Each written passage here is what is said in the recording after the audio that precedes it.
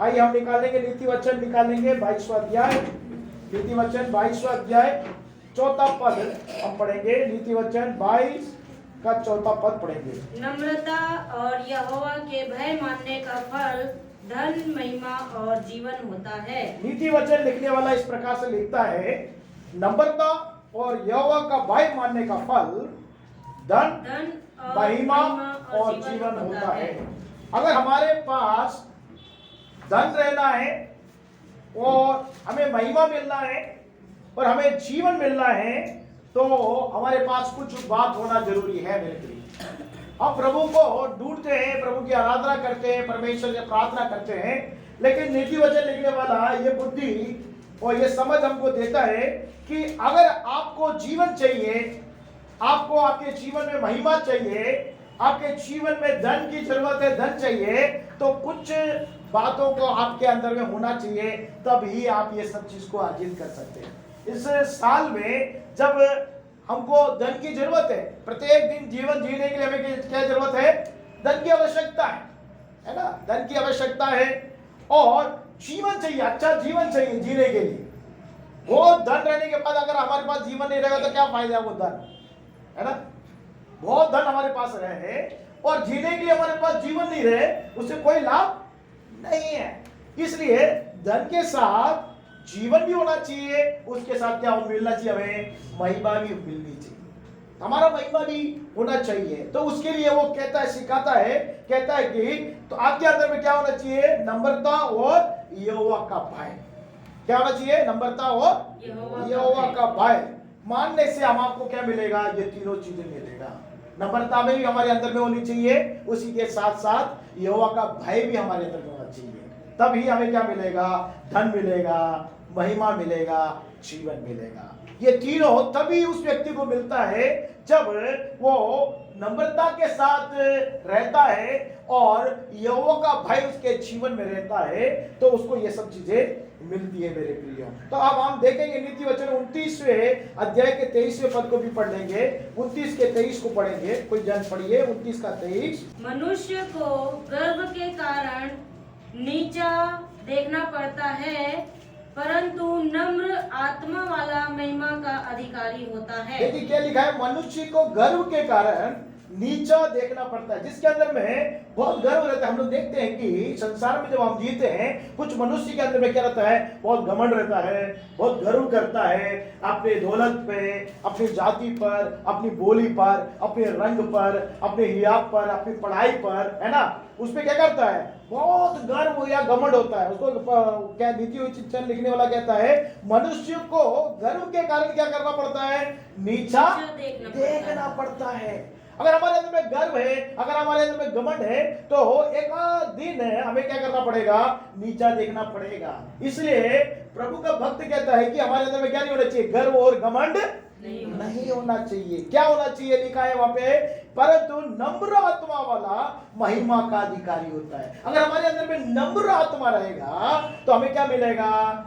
महिमा का हम अधिकारी हो जाएंगे। इसलिए वो प्रभु चाहता है कि हमारे अंदर में क्या रहे? नम्रता बनी रहे। वो यीशु मसीह भी कहता है इसी बात को। हम पढ़ेंगे मत्ती रचित सुसमाचार 5वें अध्याय के 5वें पद अगर हम पढ़ते हैं, 5वें अध्याय का 5वां पद, उस पर लिखा है इस प्रकार।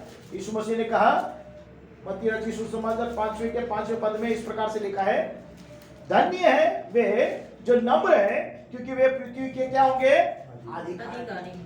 जो नम्र रहता है, यीशु मसीह खुद कहता है कि जो जिसके मन में नम्रता रहता है, डोंग करने की बात नहीं कर रहा। कुछ लोग नम्रता का बड़ा डोंग करते हैं, बड़ा दीन दिखाते, अपने को नम्रता दिखाते कि मेरे अंदर में बहुत नम्रता है, शो ऑफ करते हैं। शो ऑफ करने की बात नहीं कर रहा हूं मैं, हमारे अंदर है, मन में नम्रता होनी चाहिए। वो प्रभु यीशु मसीह कहता है, धन्य वे जो नम्र है, क्योंकि वे क्या करेंगे? पृथ्वी के अधिकारी होंगे। हम लोग सोचते हैं कि पृथ्वी के अधिकारी होना है, सब चाहते हैं कि हम इस पृथ्वी में जब जी रहे हैं, अच्छा हमें क्या मिलना चाहिए? ओहदा मिलना चाहिए, हमें महिमा मिलनी चाहिए, हमें धन मिलना चाहिए, हमें जीवन मिलना चाहिए और हम अधिकारी होना चाहिए। वो सब हमारे पास होना चाहिए। हमारे अंदर में मन में अभिलाषा रहता है कि ये सब चीजें होनी चाहिए हमारे पास, लेकिन हम लोग जो करना है उसको करना छोड़ देते हैं। अगर हम प्रभु का वचन हमारे पास है और उसमें गुप्त बातें लिखी हुई है। अगर हम उस बातों को करते हैं, अपने जीवन में अमल करते हैं, अगर हमारे अंदर नम्रता रहेगा, तो प्रभु यीशु मसीह का धन्य है वे जो नम्र है, वो पृथ्वी के क्या होंगे? अधिकारी। क्यों हम अभी तक हम पृथ्वी का अधिकारी नहीं हो पा रहे हैं? कुछ तो कमी है हमारे अंदर, है ना? अगर पृथ्वी का अधिकारी, प्रभु यीशु मसीह ने जो वचन कहा वो तो झूठा नहीं है। जो वचन कहता है 100% सत्य कहता है ना? प्रभु यीशु मसीह कहा मैं ही मार्ग हूं, सत्य हूं, जीवन हूं, और यीशु मसीह ही सत्य है। तो जो वचन उसने कहा, धन्य वे जो नम्र है, वो क्या होंगे? पृथ्वी के अधिकारी। अभी तक हम लोग पृथ्वी क्या नहीं पा रहे हैं? अधिकारी नहीं हो पा रहे। तो कमी किस में है? उसके वचन में नहीं है, कमी हमारे अंदर में है। आमीन, हालेलुया। उसके वचन में कभी कोई कमी नहीं है, लेकिन हमारे अंदर में कमी है। हमारी कमी को अगर हम सही कर देंगे तो हम इस पृथ्वी में क्या हो जाएंगे? अधिकारी हो जाएंगे। आमीन। तो हमारे अंदर में क्या होना चाहिए? नम्रता होनी चाहिए। यीशु मसीह ने कहा कि नम्रता अगर हमारे अंदर में रहेगी तो हम क्या होंगे? इस पृथ्वी के अधिकारी होंगे। हमने भजन संगीता आज पढ़ा, जो बारी बारी से जो भजन संगीता पढ़ा 25 का, उसको हम निकालेंगे। भजन संगीता 25 12 से 14 पद को हम पढ़ेंगे। भजन संगीता 25 12 से 14 पद, उसमें क्या लिखा है देखिए। वो कौन है जो यहोवा का भय मानता है? यहोवा उसको उसी मार्ग पर जिससे वह प्रसन्न होता है चलाएगा। देखिए लिखा है कि जो यहोवा का भय मानता है, वह कौन है?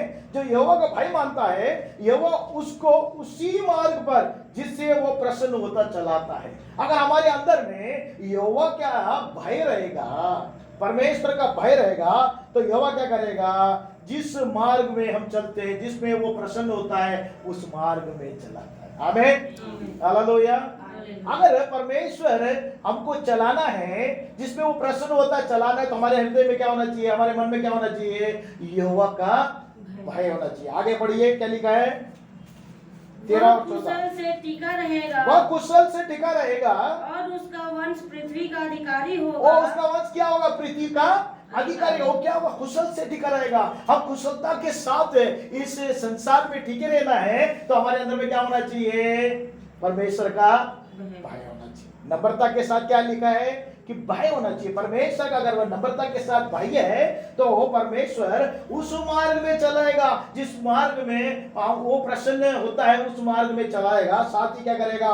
हमें कुशलता के साथ इस संसार में ठेकाएगा। और उसका वंश हमारे बारे में अकेले नहीं कह रहा है, कह रहा है कि उसका वंश पृथ्वी का क्या होगा? अधिकारी होगा। और आगे देखिए 14 पद। यहोवा के भेद को वही जानते हैं, यहोवा के भेद को वही जानते हैं जो उससे डरते हैं। जो उससे डरते। कौन डरता है? वही, उसी को परमेश्वर क्या करता है? उसका भेद को बताता है, उसके रहस्य को बताता है। किसको बताता है? रहस्य। जो बातें हमको समझ में नहीं आती, हमारे जीवन के बारे में कभी कभी बातें समझ में नहीं आती, हमारे परिवार के बारे में, अपने बच्चों के बारे में, अपने कार्य के बारे में, अपने पति के बारे में, अपनी पत्नी के बारे में, या अपने व्यवसाय के बारे में, अपने कार्यों के बारे में, या अपनी सेवा के बारे में कुछ बातें पता नहीं चलती है। क्यों नहीं पता चलती है? क्योंकि वो वेद की बातें जो परमेश्वर वेद रखता है, छुपा के रखता है, हर बातों को प्रकट नहीं करता है। किसको प्रकट करेगा? वो जो उसका भय मानता है, जो उसका डरता है। तो हमारे अंदर में नम्रता के साथ परमेश्वर का भय रहेगा, तो यहोवा क्या करेगा? वेद को वो प्रकट करेगा। लिखा है कि वह अपनी वाचा को भी प्रकट करेगा। उसका वाचा भी प्रकट करेगा, वेद को भी, गुप्त बातों को भी क्या करेगा? परमेश्वर आपको प्रकट करेगा। लेकिन क्या करना पड़ेगा आपको? नम्रता के साथ परमेश्वर का भय आपके अंदर में रहेगा, तो निश्चय ही आप उस बातों को अपने जीवन में प्राप्त कर पाएंगे। अगर हमारे साथ नम्रता नहीं रहेगा, परमेश्वर का भय नहीं रहेगा, तो इन बातों को हम नहीं पाएंगे। आगे देखेंगे हम भजन संगीता हम 31 के 19 को भी पढ़ लेंगे। 31 के 19, भजन संगीता 31 के 19 को भी पढ़ लेंगे। आह तेरी भलाई क्या है, क्या ही बड़ी है, जो तूने अपने डरवए के लिए रख छोड़ी है, और अपने शरणगतों के लिए मनुष्यों के सामने प्रकट भी की है। देखिए भजन संगीत में कहता है कि आहा तेरी भलाई क्या ही बड़ी है। भलाई, परमेश्वर की भलाई क्या है? बहुत बड़ी है, जो तुमको अपने डरवइयों के लिए रख छोड़ा। डरवइयों मतलब क्या है? जो डरते हैं, जो परमेश्वर से डरते हैं, उनके लिए परमेश्वर ने रखा। अगर आप परमेश्वर से डरते हैं, परमेश्वर का भय आपके अंदर में है, तो वो उनके लिए रख छोड़ा है और अपनी शरणगातों के लिए मनुष्य के सामने प्रकट कर। शरणगात मतलब उसके जो शरण में आते हैं उनके लिए क्या करता है, वो मनुष्य के सामने क्या करेगा, प्रकट करेगा। भलाई करने वाला परमेश्वर, हमारा परमेश्वर कौन है, वो क्या करेगा, मनुष्य के सामने प्रकट करेगा। क्या प्रकट करेगा कि ये लोग मेरे शरणगात है, इसलिए मैं इनको क्या करता हूं, इनके लिए मैं क्या करता हूं, भलाई को प्रकट करूंगा करके वो क्या करता है, प्रकट करता है। लेकिन क्या है ये, वो किसको प्रकट करेगा, किसको गुप्त बातें बताएगा, किसको धन और महिमा और जीवन देगा, किसको, जिसके अंदर में नम्रता है, जिसके अंदर में परमेश्वर का डर भय है, उसी के लिए करेगा। अगर आपके अंदर में डर भय है तो नीचे परमेश्वर क्या करेगा, आपके जीवन के लिए वो बातों को पूरा करेगा। भजन संगीता आगे हम देखेंगे 37 के 10 और 11 को भी पढ़ लेंगे। भजन संगीता Psalm 37, 10 and 11, भजन संगीता 37 का 10 और 11 भी पढ़ लेंगे। भजन संगीता ने इस बात को बहुत उल्लेख किया है, पढ़ेंगे हम। थोड़े दिन के बीतने पर दुष्ट रहेगा ही नहीं, हाँ, दुष्ट रहेगा ही नहीं, और तो उसके स्थान को भली भांति देखने पर भी उसको ना पाएगा।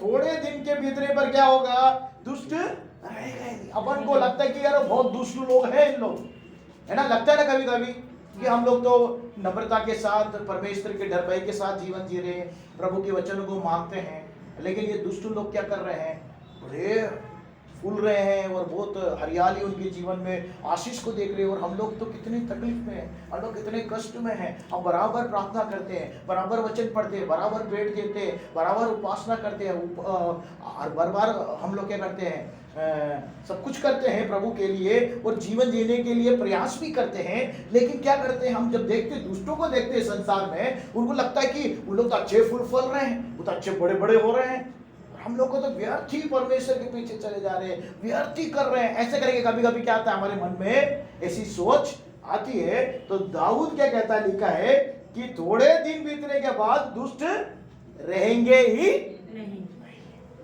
अभी जो उनको देख रहे हो आप, बड़े बड़े मजे से घूम रहे हैं, वो बड़े हैं, बढ़ रहे हैं, अच्छे हरियाल हो रहे हैं, आशीषित हैं, है ना, और हम लोग तो बेकार परमेश्वर का नम्रता, परमेश्वर का डर भय में, परमेश्वर की वाचा पालन करने में, नियम पालन करने में लगे हुए हैं, लेकिन हमारे जीवन में कोई आशीष को, जिस प्रकार से उन लोग आशीषित हो रहे हैं दुष्ट लोग, हम लोग आशीषित होते हुए नहीं देख पा रहे। लेकिन दाऊद कहता है, मेरे प्रियो क्या कहता है, थोड़े दिन बीतने पर दुष्ट रहेगा ही नहीं, तो उसके स्थान को भली भांति देखने पर भी उसको क्या नहीं करेगा, ना पाएगा, उसको देख ही नहीं पाएगा, रहेगा ही नहीं। आगे बढ़िए, लिखा है परंतु नम्र लोग पृथ्वी के अधिकारी होंगे। परंतु नम्र लोग क्या हो जाएंगे, पृथ्वी के अधिकारी। जो गर्व करते हैं, घमंड करते हैं, जो दुष्ट लोग हैं, वो क्या करेंगे, मिट जाएंगे।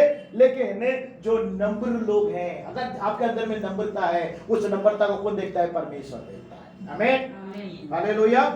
लिखा है कि नम्र लोग पृथ्वी के क्या होंगे, अधिकारी होंगे। और क्या लिखा है, और बड़ी शांति के कारण आनंद मनाएंगे। हाँ, नम्र लोग पृथ्वी का अधिकारी होंगे, अधिकारी मात्र नहीं, और बड़ी शांति उनको मिलेगी। और क्या करेंगे, वो आनंद मनाएंगे, क्योंकि परमेश्वर ने उनको क्या दिया है, जीवन दिया है, उनके क्या दिया, धन दिया है, उनकी महिमा दी है। परमेश्वर ने उन्हें पृथ्वी का अधिकारी बनाया है, सारी जरूरतें परमेश्वर उनके लिए पूरा करता है। जो जरूरतें उनको जरूरत है, वो जरूरतें परमेश्वर अपने भंडार से उनके लिए भलाई करता है। इसलिए वो क्या करेंगे, बड़ी शांति उनके अंदर में रहेगी, क्या करेंगे, आनंद मनाएंगे। दूसरे लोग के अंदर में क्या नहीं रहती है, शांति नहीं रहती। क्या नहीं रहती, शांति नहीं रहती। बोलते और मिले, और आओ, धन चाहिए, और धन चाहिए, और खाने वाला वो सोचता है और खाऊं, है ना, और चाहिए, ये भी चाहिए, वो भी चाहिए, लेकिन क्या नहीं होता, उसको संतुष्टि नहीं होती। लेकिन जो नम्र हैं, जो परमेश्वर का डर मानते हैं, उनके अंदर में मन में बड़ा शांति रहता है, और क्या रहता है, वे आनंद बनाते हैं। आगे देखिए 12 पद में पढ़ेंगे। दुष्ट धर्मी के विरुद्ध बुरी युक्ति निकालता है और उस पर दांत पिसता है। हाँ, दुष्ट क्या करता है, धर्मी के विरोध में क्या करता है, बुरी युक्ति निकालता है। दुष्ट लोग हमेशा क्या करते हैं, जो धर्मी हैं, आप धार्मिकता से जीवन जीना चाहते हैं, आप यीशु मसीह के लहू से धुलकर धार्मिकता के साथ, सच्चाई से, ईमानदारी से आप जीना चाहते हैं, तो क्या करते हैं, दुष्ट लोग विरोध में बुरी युक्ति निकालते हैं और क्या करते हैं, दांत पीसते हैं। आगे देखिए 13 पद में, परंतु प्रभु उस पर हंसेगा। परंतु प्रभु क्या करेगा, उस पर, किस पे हंसेगा, दुष्ट दुष्ट पर हंसे। जो नम्र है ना, उन पर वो कभी नहीं हंसता। किस पे हंसेगा? दुष्ट पर हंसेगा। हंसेगा और क्या लिखा है? क्योंकि वह देखता है क्योंकि वह देखता है कि उसका दिन आने वाला है। उसका दिन आने आने वाला है। कौन सा दिन आने वाला? वो रहेगा ही नहीं, उसका दिन आने वाला है। इसलिए वो हंसता है। प्रभु परमेश्वर जानता है, हम लोग को समझ में नहीं आता है, लेकिन परमेश्वर उनको देख कर क्या करता है? हंसता है कि भाई तेरा दिन आने वाला है ना। हंसता उनको देखकर। लेकिन नम्र लोगों के लिए वो क्या करता है? भलाई करता है और उनके लिए पृथ्वी के अधिकारी होते हैं। क्योंकि लिखा है नम्रता और यहोवा का भय का प्रतिफल परमेश्वर, जो नम्रता के साथ यहोवा के भय के साथ रहता है, उसको परमेश्वर पूरा करने में सामर्थी परमेश्वर है। एशिया नबी की किताब ले लेंगे हम लोग। एशिया नबी की किताब 29 अध्याय 19 पद पढ़ेंगे। Isaiah chapter 29 19 verse. नम्र लोग यहोवा के कारण फिर आनंदित होंगे। नम्र लोग यहोवा के कारण फिर क्या करेंगे? आनंदित होंगे। देखिए नम्र लोग हमेशा क्या लिखा है? आनंदित होंगे। नम्रता जिसके अंदर में नम्र रहते हैं, वो क्या करेंगे? यहोवा के कारण आनंदित होते हैं। हाँ। और दरिद्र मनुष्य इस्राएल के पवित्र के कारण मगन होंगे। दरिद्र लोग क्या करेंगे? इस्राएल के परमेश्वर के कारण क्या करेंगे? महिमत होंगे, है ना। तो क्या दरिद्र है? वो दरिद्रों की क्या नहीं करते? दुष्ट लोग सुधि लेते हैं। धनवान लोग क्या करते हैं? दरिद्रों की क्या नहीं करते हैं? सुधि नहीं लेते हैं। क्योंकि जिसके अंदर में दुष्टता है, वो बोलता है तू तो श्राप किया होगा, तूने पाप किया होगा, इसलिए तू दरिद्र में पड़ा हुआ है, गरीब में पड़ा हुआ है, हम तो बहुत बढ़िया है, हम लोग बहुत अच्छे हैं। ऐसा सोचते हैं लोग क्या करते हैं? ऐसा सोचते हैं। लेकिन परमेश्वर कहता है नम्र लोग शांति से रहेंगे, आनंद मनाएंगे। लेकिन क्या होंगे? उन लोग क्या नहीं करेंगे? दरिद्र लोग क्या करेंगे? परमेश्वर का, इस्राएल के परमेश्वर के कारण दया हुआ। क्या लिखा है उसमें? इस्राएल के परमेश्वर क्या लिखा है? पढ़िए। नम्र लोग यहोवा के कारण फिर आनंदित होंगे। फिर आनंदित होंगे। नम्र लोग यहोवा के कारण आनंदित होंगे। और दरिद्र मनुष्य इस्राएल के पवित्र के कारण, इस्राएल के पवित्र के कारण दरिद्र लोग मगन होंगे। मगन होंगे। क्या आनंदित होना अलग है, मगन होना अलग है। मगन हो जाएंगे क्योंकि उनको क्या नहीं रहेगा? उनका दरिद्रता सब चला जाएगा। अगर दरिद्रता रहेगा तो मगन हो सकते हैं आप और मैं। दरिद्रता हमारे घर में, हमारे जीवन में, हमारे परिवार में रहेगा तो हम लोग मगन हो सकते हैं? नहीं हो सकते। लेकिन परमेश्वर क्या करेगा? वो सारा दरिद्रता को क्या करेगा? परमेश्वर दूर करेगा। कब करेगा? जब आपके अंदर नम्रता रहेगा, है ना। धन्य वे नम्र जो पृथ्वी के अधिकारी। यीशु मसीह ने कहा अगर आप पृथ्वी का अधिकारी होना है तो आप नम्र बन जाए। आपके मन में क्या होना चाहिए? नम्रता होना चाहिए, परमेश्वर का डर में होना चाहिए। निश्चय परमेश्वर आपको पृथ्वी का अधिकारी बनाएगा, आपको शांति देगा, आपको आनंदित करेगा। उसके लिए क्या करना चाहिए? आपके अंदर में क्या होना चाहिए? परमेश्वर का भय होना जरूरी है। पहला सामुएल 12वां अध्याय 24वें पद को पढ़ेंगे। पहला सामुएल 12वां अध्याय 24वें पद में सामुएल कहता है, देखिए क्या कहता है, पढ़िए कोई जन।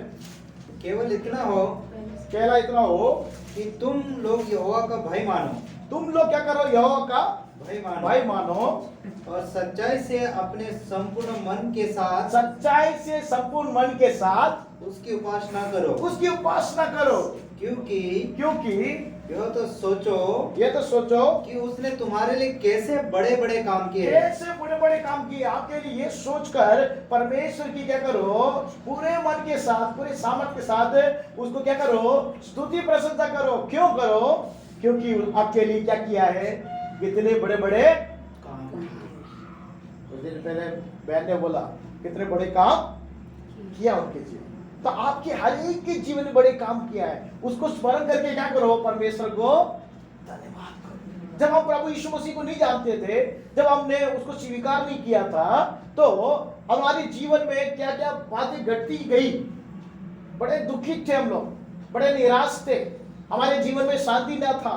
लेकिन जब हमने यीशु मसीह को विश्वास किया और परमेश्वर को स्वीकार किया, तो तब से हमारे जीवन को अगर हम पलट के देखते हैं तो कितने बड़े बड़े कार्य परमेश्वर ने हमारे जीवन में रहने के लिए घर दिया है, खाने के लिए भोजन दिया। कितने लोग मेरे प्रियो पहनने के लिए वस्त्र नहीं। मैं बहुत भारत देश में बहुत जगह भ्रमण करता हूँ, मैं देखता हूँ पहनने के लिए उनके पास क्या नहीं है? घर नहीं, फुटपाथ पे वो पड़े हुए हैं, इस ठंड में भी फुटपाथ पे हैं, आग जलाकर बैठे हुए हैं। उनको रहने के लिए क्या नहीं है? जगह नहीं, खाने के लिए क्या नहीं है? भोजन नहीं है। मैंने कल न्यूज में देखा, पाकिस्तान में लोग आटे के लिए क्या लड़ाई कर रहे हैं। पैसा है उनके पास खरीदने के लिए, लेकिन क्या नहीं कर पा रहे हैं? आटा खरीद नहीं पा रहे हैं। क्यों नहीं खरीद पा रहे? कि जब वो आटा खरीदने के लिए जा रहे हैं तो इतना भीड़ आ रहा है कि उन लोग उनके पास से क्या कर रहा है? आटा छीन के ले जा रहे हैं। इतना खाने के लिए मोहताज है। लेकिन प्रभु ने आपको 2 दिन की रोटी, बड़ा पूर्ण मुझको दी है, वस्त्र दिया है। जो प्रभु ने हमें दिया है उसके लिए हमको क्या करना चाहिए? प्रभु का धन्यवाद, परमेश्वर का धन्यवाद करना चाहिए। रहने के लिए प्रभु ने मकान दिया है, चाहे वो किराए का मकान हो, झुग्गी हो, महल हो, छोटा हो, बड़ा हो, कैसा भी हो, रहने के लिए प्रभु ने क्या किया है? मकान हमें दिया। कितने लोग बेचारे ठंड में टटोल रहे हैं, उनके लिए पास रहने के लिए मकान नहीं है, आग जलाकर बैठे हैं, बोल रहे हैं। तो न्यूज में भी मैंने सुना, दिल्ली में एक न्यूज में मैंने सुना, साहब हमारे पास रहने के लिए मकान नहीं है। कितने लोग मकान नहीं है, रहने के लिए कपड़ा नहीं, खाने के लिए भोजन नहीं, लेकिन प्रभु ने हमारे लिए सारी जरूरतें हमें। तो हमें क्या करना चाहिए? हम क्या करना चाहिए? परमेश्वर का धन्यवाद करना चाहिए, पूरी सामर्थ के साथ, शक्ति के साथ परमेश्वर का क्या करना चाहिए? सामर्थ, उसकी स्तुति और प्रशंसा करना चाहिए। व्यवस्था विवरण निकालेंगे 10वां अध्याय, व्यवस्था विवरण 10वां अध्याय का 12वां पद हम पढ़ेंगे। डिटरोनॉमी चैप्टर 10 वर्स 12, व्यवस्था विवरण 10वां अध्याय।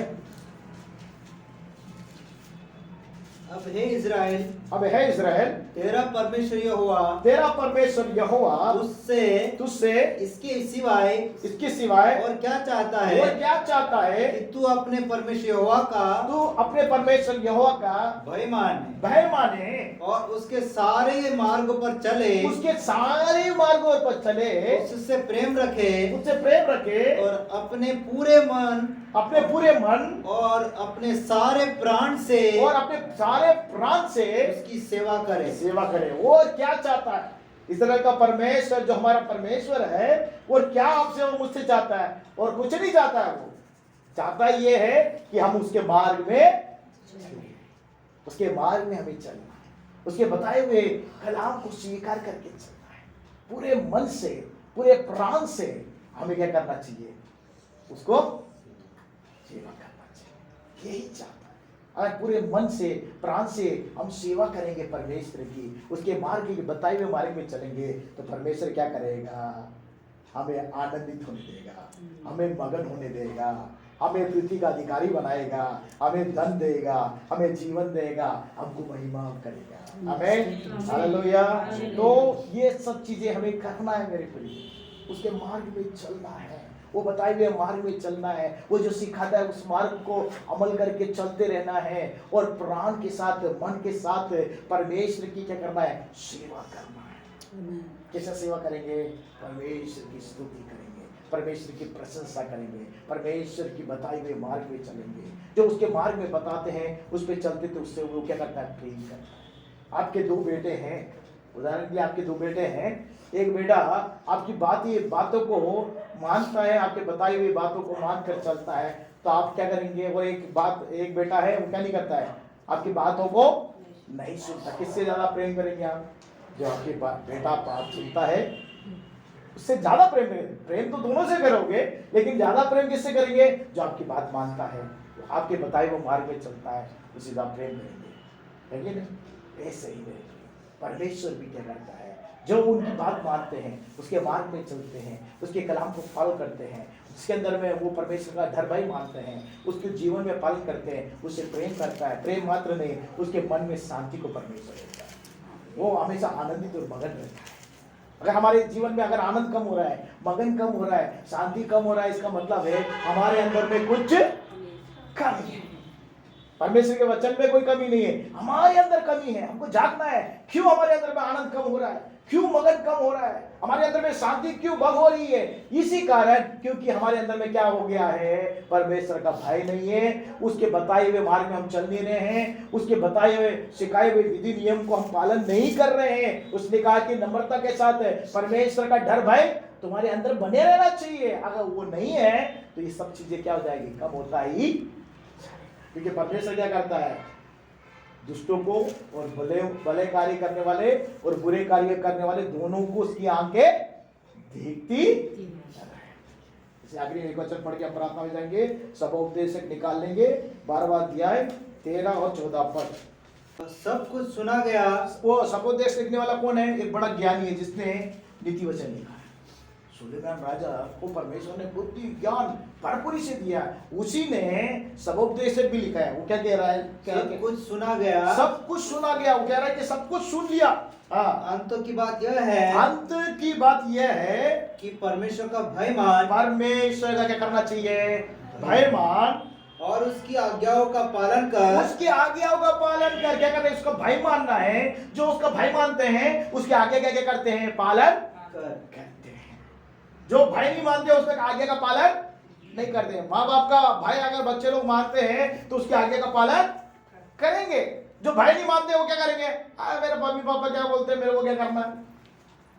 अरे वो तो ऐसे ही बोलते रहते, वो तो अनपढ़ है, गंवार है, बूढ़े हो गए, सब हो गए, वो ऐसे करके क्या करने लगते हैं। बच्चे लोग क्या नहीं करते, उनकी बात को सुनते नहीं, अस्वीकार करते हैं। अगर उसका भय मानते हैं, मेरे माँ बाप है, भय मानते हैं, तो वैसे ही परमेश्वर का जो भय मानता है उसकी आज्ञा क्या करता है? पालन करता है। आगे पढ़िए।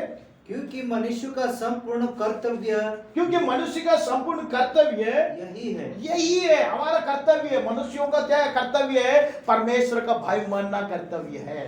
आमीन। उसके आज्ञा को मानकर चलना ही कर्तव्य परमेश्वर ने दिया है। उसको आज्ञा को मानकर अगर हम चलेंगे तो इस संसार के, पृथ्वी के अधिकारी होंगे। सुख समृद्धि हमारे साथ रहेगा, शांति आनंद मगन हम रहेंगे, हमारे पास कोई कमी नहीं रहेगा। धन, जो महिमा और जीवन परमेश्वर भक्तवाई से उनको देता है जो परमेश्वर का भय मान के नम्रता से उसके पीछे चलते हैं। आगे बढ़िए। क्योंकि परमेश्वर सब कामों, क्योंकि परमेश्वर सब कामों और सब गुप्त बातों का, सब गुप्त बातों का, चाहे वे भली हो, चाहे वो भली हो या बुरी, न्याय करेगा। न्याय करेगा। परमेश्वर क्या करने वाला है? हमसे प्रेम करने वाला मात्र नहीं है, हमारी भलाई करने वाला मात्र नहीं है, हम पर करुणा दया प्रकट करने वाला परमेश्वर अकेला नहीं है, वो न्याय करने वाला परमेश्वर। आमीन। वो क्या करता है?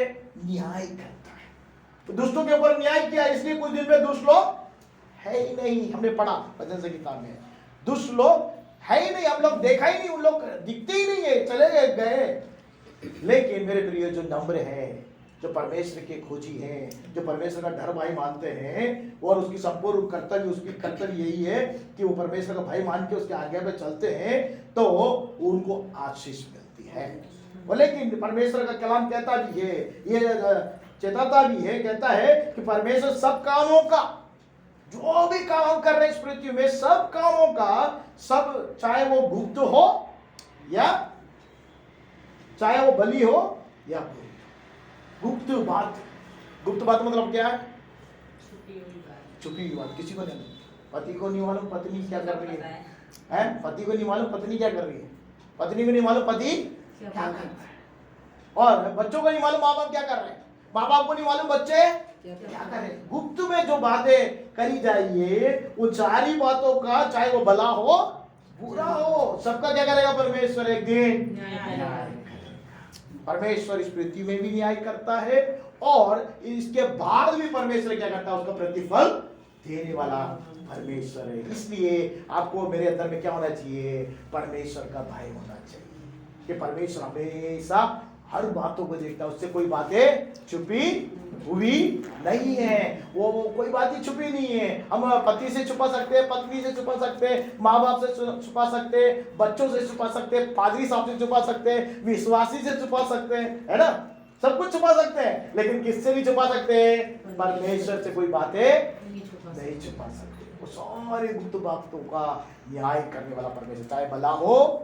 इसलिए हमारे अंदर में कर्तव्य भी यही है। सब बातें सुनी गई है, अंत की बात यह है कि हम परमेश्वर का भय मानना है। हमारे अंदर में परमेश्वर का भय होना चाहिए, हमारे अंदर में परमेश्वर की नम्रता होनी चाहिए। और नीति वचन लिखने वाला बिल्कुल बहुत शब्दों से लिखा है, बहुत बढ़िया लिखा है कि लिखा है नम्रता और यहोवा का भय का फल धन, जीवन और महिमा है।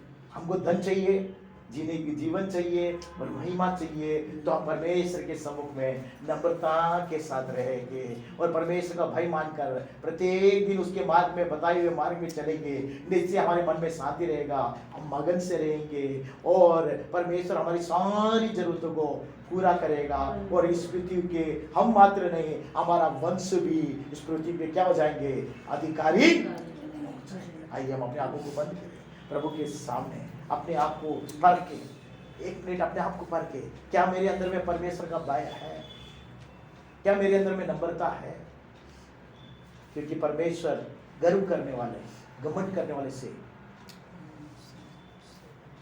विरोध में खड़ा रहता है, लेकिन दीन जन पर, नम्र लोग पर अपनी करुणा को प्रकट करता है, अपनी कृपा को प्रकट करता है, अपनी दया को प्रकट करता है, अपनी भलाई को प्रकट करता है। जो घमंडी उनके विरोध में यहोवा परमेश्वर खड़ा रहता है। अगर परमेश्वर अगर हमारे विरोध में खड़े हो जाएगा तो हम कैसे इस संसार में शांति के साथ, मगन के साथ, आनंद के साथ जीवन जी पाएंगे?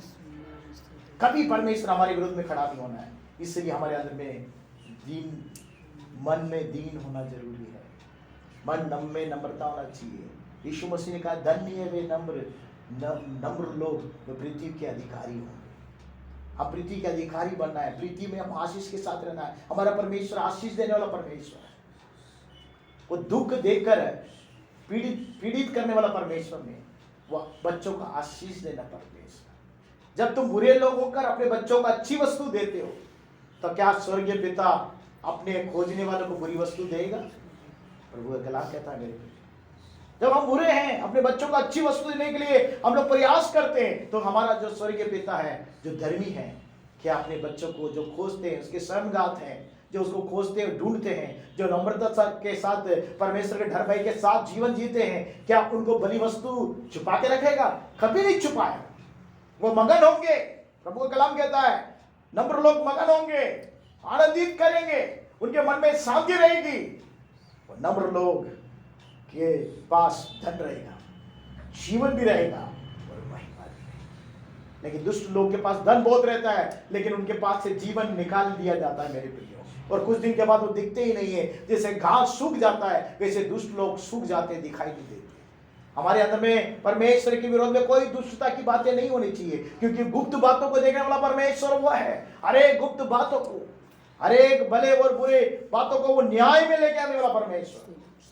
मेरे प्रियो, हम डर भय के साथ परमेश्वर के मार्ग में अगर हम चलेंगे, नम्रता और परमेश्वर की यहोवा का भाई मानकर जीवन जिएंगे, निश्चय उसका जो प्रतिफल है वो फल सब हम प्राप्त करेंगे। हम मात्र नहीं, हमारा वंशज भी पृथ्वी के अधिकारी होंगे। अपने जीवन में अगर कमी है तो प्रभु के सामने समर्पित करें, प्रभु से कहें, प्रभु मेरे अंदर में आपका डर भय मेरे अंदर में दीजिए, मेरे हृदय में आपका भय होना चाहिए कि परमेश्वर हमेशा मुझे देखता है। इसलिए मैं डर भय के साथ परमेश्वर के सम्मुख में नम्रता और परमेश्वर के डर भय के साथ अगर मैं जीवन जीऊं, उसके बताए हुए मार्ग में चलूं, तो निश्चय मेरे मार्ग को परमेश्वर भलाई के मार्ग में, वो जो जिस मार्ग में प्रसन्न होता है उस मार्ग में मुझे चलाएगा और मुझे आशीषित करेगा। अपने जीवनों को प्रभु के हाथों में समर्पित करें। आइए आप प्रार्थना में जाएंगे। प्रभु यीशु मसीह के नाम से पिता तेरे सम्मुख में आते, आज तेरे वचनों से कुछ गुप्त बातें आपने हमें हमारे लिए प्रकट किया, उसके लिए धन्यवाद करते हैं। जो गुप्त बातें हैं आज हमको प्रकट करके दिया, उसके लिए धन्यवाद करते हैं। प्रभु जी, भेद के बातें नम्र लोग जान पाते हैं, ये भेद की बातों को प्रभु तूने हमारे लिए प्रकट किया, उसके लिए हम धन्यवाद करते, स्तुति करते हैं। मेरे प्रभु जी, आज के दिन में अपने जीवन को तेरे हाथों में समर्पित करते हैं, ताकि प्रभु जी हमारा जीवन आशीषमय होने के लिए आपने जो बताया गया वो मार्ग पे हम चलने वाले बन सके। हम मात्र नहीं, हमारा परिवार, हमारे बच्चे, हमारा समुदाय, हमारी कलीसिया चलने पाए, जिसके द्वारा हम आशीष को प्राप्त कर सके। हमारे अंदर नम्रता रहने पाए मेरे पिता, हम नम्र रहे मेरे पिता।